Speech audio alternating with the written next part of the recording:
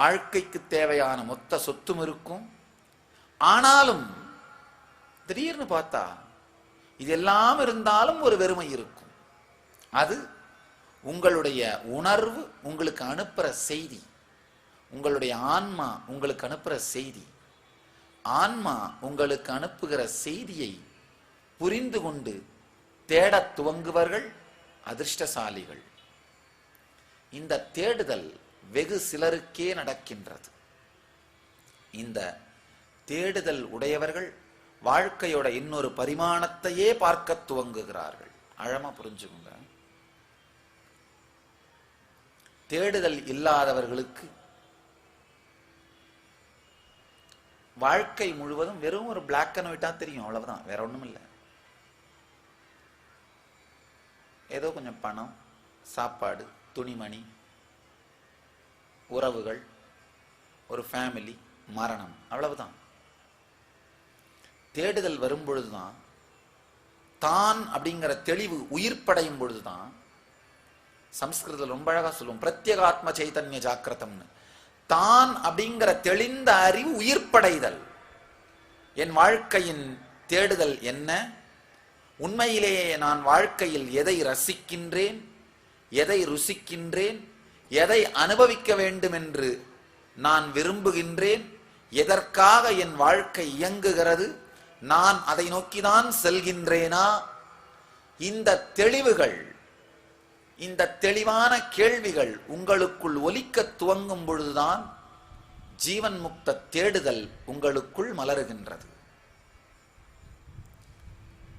ஆயிரக்கணக்கானவர்களில் சில பேருக்குத்தான் இந்த தேடுதல் வருகின்றது. தேடுகின்றவர்களிலும் சில பேர்தான் இதை, இந்த சத்தியங்களை கடைபிடிக்கிறார்கள். கடைபிடிக்கின்றவர்களிலும் சில பேர்தான் அதை அடைகின்றார்கள். கிருஷ்ணர் காலத்தில் ஆயிரங்களில் சில பேர்னு சொல்றாரு. நான் இப்ப சொல்லணும்னா கோடிகளில் சில பேர்னு தான் சொல்லணும்.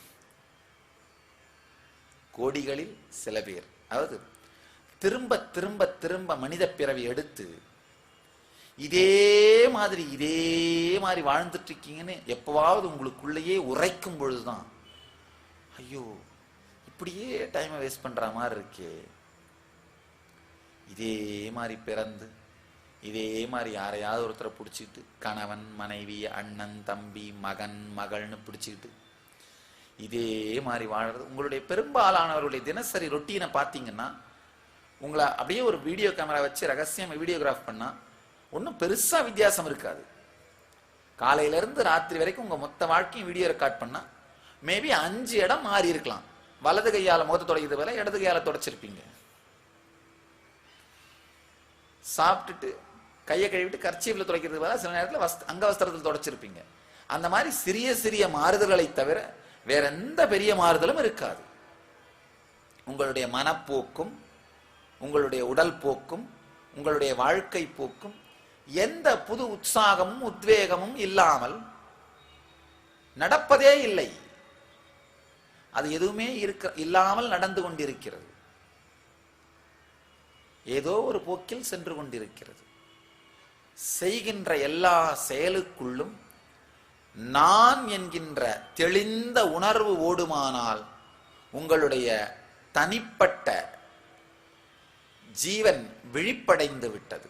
விழிப்படைந்த ஜீவனுக்கு மட்டும்தான் தேடுதல் இருக்கும். பெரும்பாலாக நம்ம நேரத்தில் நம்ம வாழ்க்கையில பாத்தீங்கன்னா, ஒரு செயலை செய்தா சுகம் கிடைக்குதுன்னு நீங்க நம்புவீங்க. ஆனா அந்த செயலை செஞ்ச பிறகு சுகம் கிடைக்காது. கிடைக்கல அப்படிங்கிற அறிவு ரெக்கார்ட் ஆகிறதே இல்லை. அதே செயலை மீண்டும் மீண்டும் செய்து கொண்டே இருப்பது. ஏன் சுகம் வரலன்னு எப்பயாவது யோசிச்சாலும், இல்லை இது வரும்னு பெரியவங்க சொல்லி வச்சாங்க, நாம தான் சரியா செய்யல போல அப்படின்னு நினைச்சிட்டு இருக்கிறது. உண்மையிலேயே எந்த தெளிவும் இல்லாமலேயே மீண்டும் மீண்டும் ஏதோ ஒரு விதமான செயல்களில் ஈடுபட்டு கொண்டிருப்பது. அதுதான் தெளிவில்லாத வாழ்க்கை.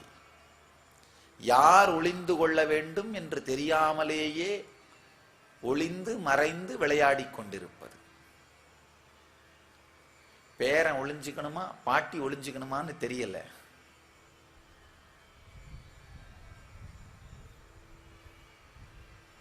இந்த தேடுதல் யாருக்குள் மலருகின்றதோ அவர்கள் அதிர்ஷ்டசாலிகள். தேடுதல் மலர்ந்த மனிதர்கள் ஜீவன் முக்தியை நோக்கி தானாகவே இயங்குகிறார்கள். அதுக்கப்புறம் அந்த மாதிரி இயங்குகிற மனிதர்களில் யாரோ ஒருவர் தான் அடைகின்றார்.